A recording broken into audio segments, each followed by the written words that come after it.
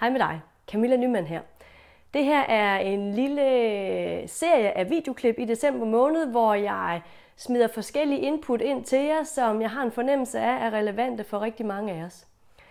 En af de ting, som jeg tit oplever mine klienter, men mennesker i det hele taget, sådan undrer sig over, det er, når vi for eksempel har fået en skade, og der er en smerte tilknyttet til skaden, når så smerten den flytter sig. Nogle gange kan den flytte sig meget langt væk fra stedet, nogle gange kan den hoppe over i den modsatte side. Og det er lidt spændende at prøve at give nogle perspektiver og forklaringer på det. Det findes nemlig sådan i forskellige niveauer. Den sådan mest håndgribelige, og det er godt at starte med det håndgribelige først, for den mest håndgribelige af forklaringerne, for at give dig et eksempel, kan være, hvis du for eksempel har fået noget i et rygled eller et hoftled, som sidder lidt i klemme, og sidder og stresser noget nervevæv, eller bare stresser ledet, så det er en lille smule ude af balance, og du fungerer knap så godt, som du plejer i det her bestemte led. Hvad det så end måtte være. Så kan det være sådan, at smerten sådan, til at starte på vil være lokalt i området, altså lokalt i ryggen, eller ved hoften, eller ved dit bækkenled for eksempel. Men hvis du nu kommer til at belaste dig selv lidt for meget, og hvis du nu er ligesom mig, så er det noget, der meget, meget nemt kan ske, fordi man tænker, at det går jo nok. Det kan være, at du går lidt for længe, eller har lidt for meget vægt på det, eller træner for hårdt på det, eller måske det modsatte slet ikke bruger det, fordi det har gavn af bevægelse. Hvis der nu kommer for meget belastning på, eller forkert belastning, så skal din hjerne jo finde en måde at fortælle dig på, at du er på afveje. Så den skal give dig en eller anden form for større input. Det er sådan, det første hjernen kan gøre, det er, at den kan få smerten til at stige. Simpelthen så man mærker det noget mere. Man kan også decideret lave så stor en belastning på ledet, at der kommer hævelse og irritation, så du får det, vi kalder sådan en inflammatorisk reaktion, som varer nogle dage, før det falder til ro igen. Hvis du ved, hvad det er, så skal du tænke på den forstuede ankel, fordi der vil kroppen reagere inflammatorisk. Det hæver, og den vil sørge for, at den sender alle sine kriger ind og sørger for, at det hele er lige så stille.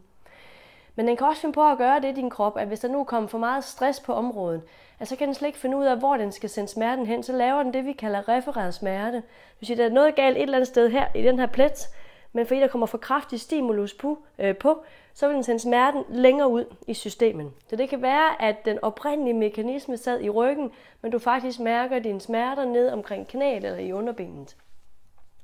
Og der kan også være så meget tryk på området, at det til det kommer det, vi kalder udstråling fra en nerve. Altså, det er en helt anden type smerter.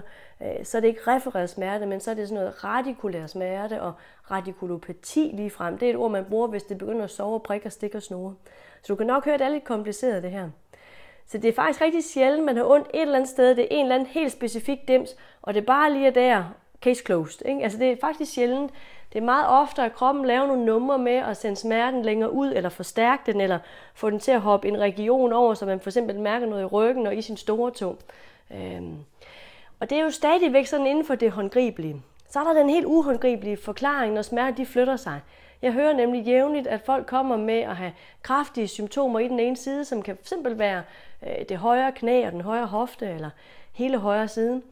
Og så arbejder de med nogle temaer med sig selv, som typisk vil handle meget om at trække vejret og læne sig lidt tilbage og ikke være så hurtig til at handle, men at mærke sig selv noget mere. Fordi højre side meget ofte handler om, at vi handler og vi tager action og vi bruger vores maskuline kræfter.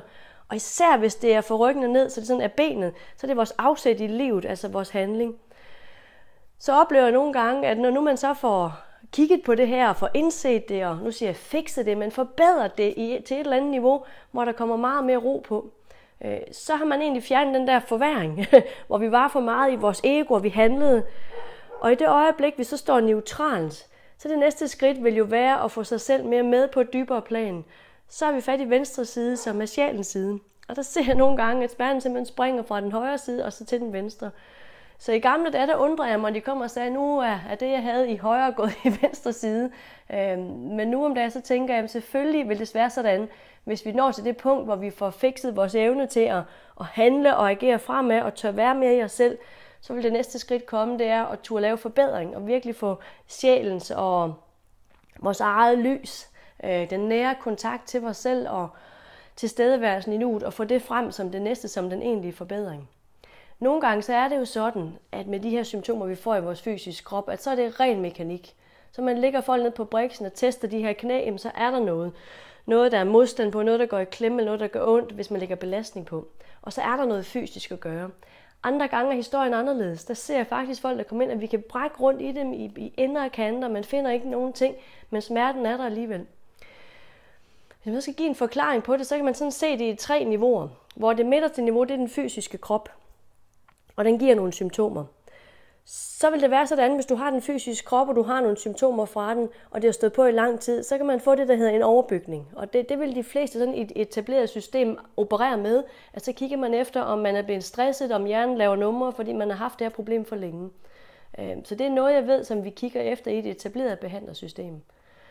Og det er jo vigtigt, fordi hvis ikke vi får fikset det, så kan det måske være svært at komme ned til det reelle problem og rent faktisk få effekt af øvelserne. Men altid, og jeg vil næsten våge at påstå altid, vil der ligge en bund under også.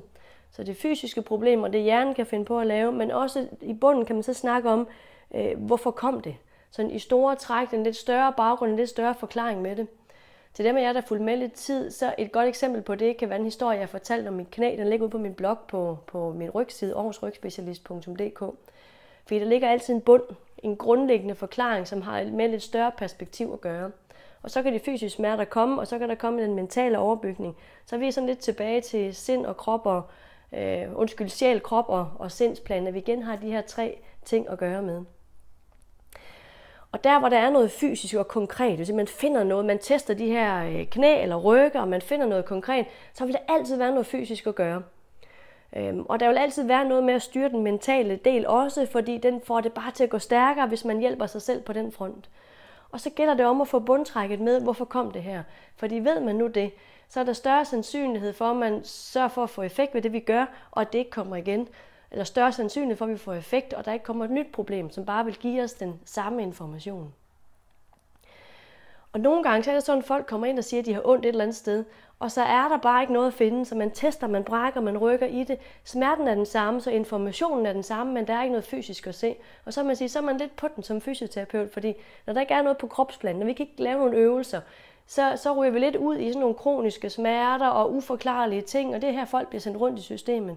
Og lige præcis der er det jo endnu vigtigere at kigge på, hvad er det, hjernen laver numre, når noget driller, og hvorfor er det kommet i det hele taget? Hvad er en større forklaring på det?